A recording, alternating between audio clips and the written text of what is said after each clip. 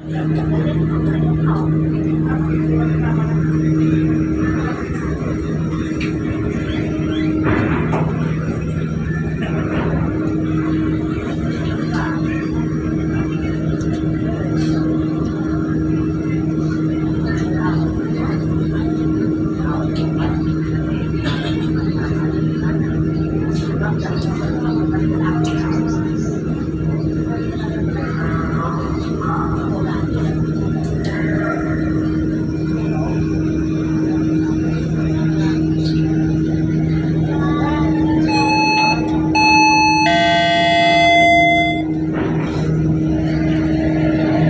hapon po sa mga minamahal namin mga pasahero.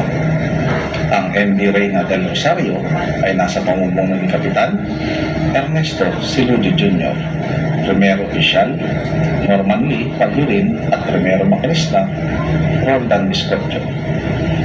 Tayo po ay naglakbay sa bilis na 11.5 to 12 knots. Natatagal sa humigit kumulang 10 oras patungo sa ating destinasyon.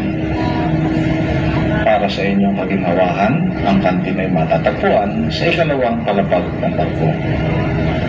Ang pagsusugal, paninigarilyo, pag-inom ng alak ay mahigpit na pinagbabawal sa passenger accommodation at traffic.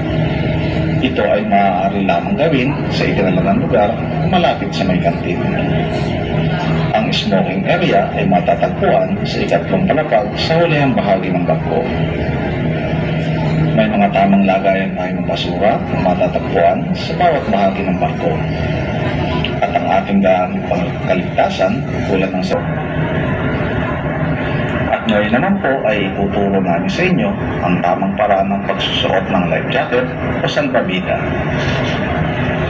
Una, alisin ang lock ng mga bucket clip ng life jacket.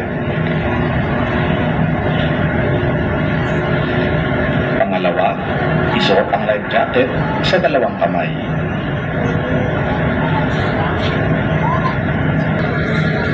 Ika-apat, siguraduhin mahigpit ang life jacket sa inyong katawan.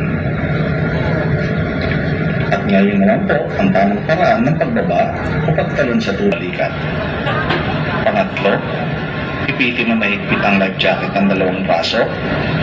At pagkatapos, pag-eklesin ang dalawang paa bago tumalon sa tubig.